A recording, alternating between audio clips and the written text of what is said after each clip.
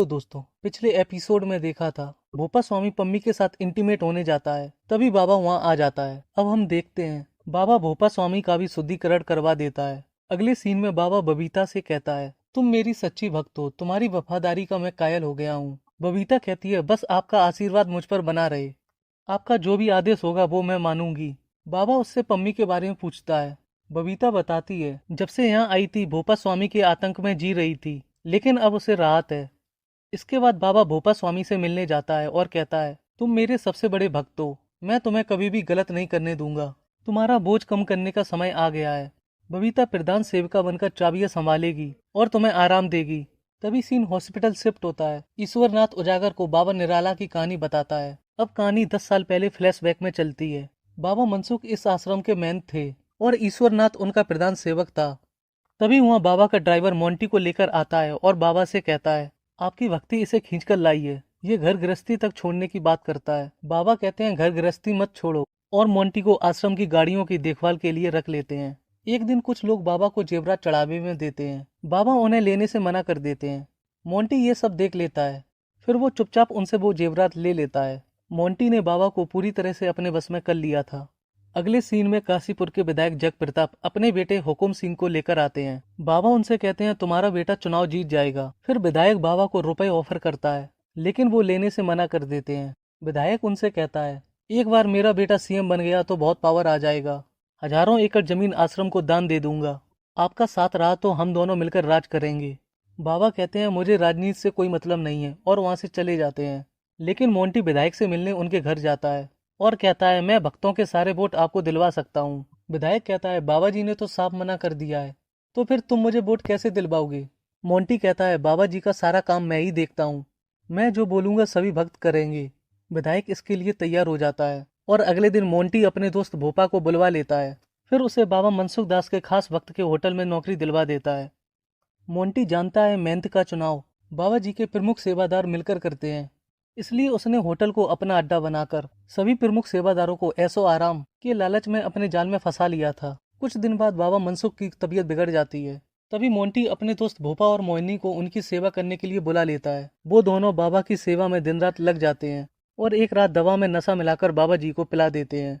फिर मोहिनी उनके साथ लेट जाती है और भोपा स्वामी उनकी फोटो खींच लेता है। अगले दिन आदमी ईश्वरनाथ को एक लिफाफा देता है। बाबा जी फोटो देखकर चौंक जाते हैं और कहते हैं, मुझसे ये पाप कैसे हो गया, और खुद को कमरे में बंद करके ईश्वरनाथ को बाहर भेज देते हैं। वो सभी को बताता है, बाबा जी ने समाधि ले ली है, परंपरा के अनुसार मेहनत की गद्दी को संभालने के लिए। सभी प्रमुख सेवादार चुनाव करके को अपना बाबा चुन लेते हैं। ईश्वरनाथ कहता है, आप सभी ने मिली भगत करके ये फैसला किया है, मैं इसे नहीं मानता। इधर भोपा स्वामी ईश्वरनाथ की बेटी सनोवर को गाना की प्रैक्टिस कराता है। तभी वहाँ ईश्वरनाथ अपनी बेटी को लेने आ जाता है। भोपा स्वामी कहता है, चलिए ऑफिस में, मुझे आपसे रुपयों के मामले में बात करनी है। लेकिन ईश्वरनाथ वहाँ से भाग जाता है। अब कहानी प्रेजेंट में शिफ्ट होती है। ईश्वरनाथ उजागर से कहते हैं, भोपा ने मुझे मारने के लिए गुंडे भेजे थे, इसलिए मुझे अपने मरने की झूठी खबर फैलानी पड़ी, लेकिन मेरी बेटी सनोवर उनके बीच में फंस गई। उजागर उनसे पूछता है, तो फिर इन लोगों ने मोहिनी को क्यों मार डाला। वो बताते हैं, मोहिनी अपना हक मांग रही थी, इसलिए उसे मार डाला। उजागर फिर से कहता है, बाबा के कांडों का आप सबसे बड़ा गवाह हो, प्लीज इसे खत्म करने में हमारा साथ दो। ईश्वरनाथ कहता है, सनोवर मुझे मिल गई है, अब और कुछ नहीं चाहिए, लेकिन मेरी तरह चोट खाया हुआ एक बंदा और है, मुझे लगता है बदले की आग में वो भी तड़प रहा है। उजागर समझ जाता है वो आदमी कोई और नहीं बल्कि भोपा स्वामी है। तभी सीन आश्रम शिफ्ट होता है। साध्वी माता पम्मी को तैयार करके बाबा जी के पास भेज देती है। पम्मी बाबा जी से कहती है, आपने मुझे एक नई जिंदगी दी है, अब मैं हमारे चैनल को सब्सक्राइब करना बिल्कुल ना भूलें, सेवा करूंगी। फिर बाबा जी उसके साथ इंटीमेट हो जाते हैं और पम्मी ये सब मोबाइल से वीडियो रिकॉर्डिंग कर लेती है।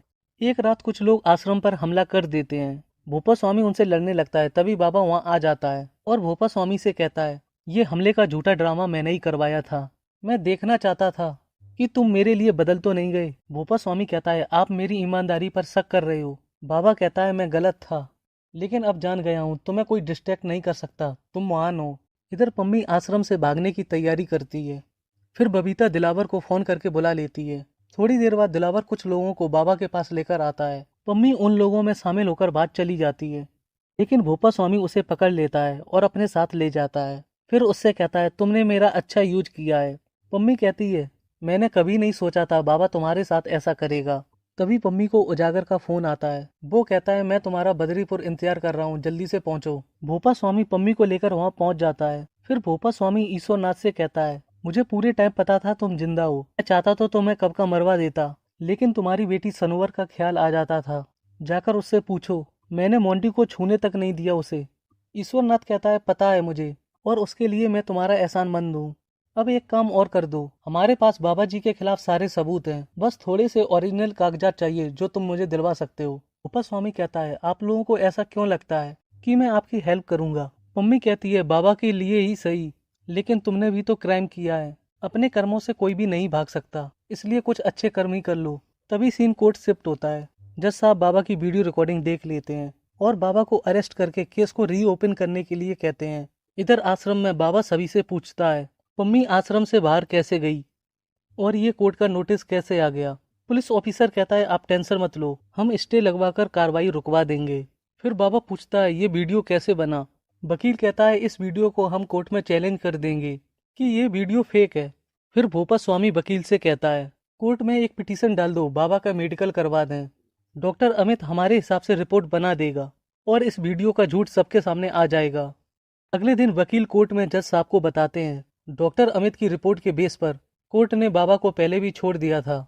अगर आप कहें तो एक बार फिर से बाबा का मेडिकल करवा लें, दूध का दूध और पानी का पानी हो जाएगा। जज साहब मेडिकल करवाने का ऑर्डर दे देते हैं।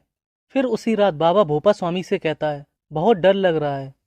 भोपा स्वामी कहता है डॉक्टर के ऑफिस में सभी को भर भर के पैसा भिजवा दिया है, तुम बस मेडिकल करवा लो, कोर्ट से तुम्हें छुड़वा कर ही मानूंगा। अगले दिन बाबा मेडिकल करवाने जाता है, लेकिन वहाँ डॉक्टर अमित की जगह कोई दूसरा डॉक्टर होता है। डॉक्टर बाबा को बताता है डॉक्टर अमित इमरजेंसी में फंस गए हैं, इसलिए आपका मेडिकल मैं ही करूंगा। लेकिन बाबा मेडिकल करवाने से मना कर देता है। तभी पुलिस ऑफिसर पम्मी की वकील को फोन करता है। वकील जज साहब को बता देती है बाबा मेडिकल कराने से मना कर रहा है, और वो स्पीकर ऑन करके बाबा और डॉक्टर की बात सुना देती है। तभी डीएसपी पुलिस ऑफिसर को फोन करके बताता है कोर्ट का ऑर्डर आ गया है, बाबा को अरेस्ट कर लो। वो बाबा को अरेस्ट कर लेता है। इधर वकील जज साहब से कहता है बाबा जी बहुत बड़ी हस्ती हैं, उन्हें बेल दे दीजिए।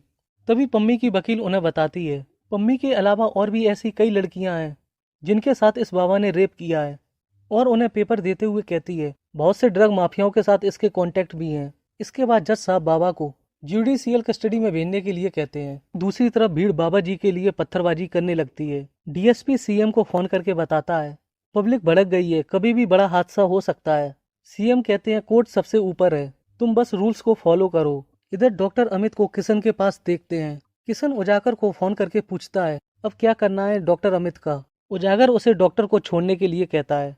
उसी रात भोपा स्वामी बाबा से मिलने जेल जाता है। बाबा उससे कहता है अब क्या करने आए हो यहाँ। भोपा स्वामी उससे कहता है अपने अंदर झांक कर देखो, इस सब का जिम्मेवार कौन है। मैंने तुमसे पहले ही कहा था पम्मी सब कुछ जलाकर राख कर देगी, लेकिन तुम नहीं माने। फिर बाबा उससे कहता है तुम मेरे ना हुए तो किसी के भी नहीं हो सकते हो, और कहता है तुमने ये कैसे सोच लिया, मुझे धोखा देकर तुम बच जाओगे। मैं भगवान हूँ, मुझे कोई जेल नहीं रोक सकती, सब तोड़कर बाहर निकल जाऊंगा। अगले दिन कोर्ट में जज साहब बाबा निराला को उम्र कैद और 30 लाख की सजा सुना देते हैं। इसके बाद बाबा जेल चला जाता है। वहीं दूसरी तरफ भोपा स्वामी उनकी गद्दी संभाल लेता है और ये सीरीज यहीं खत्म हो जाती है। आपको ये सीरीज कैसी लगी कमेंट बॉक्स में जरूर बताएं। तब तक के लिए हमारे चैनल को सब्सक्राइब करना बिल्कुल ना भूलें।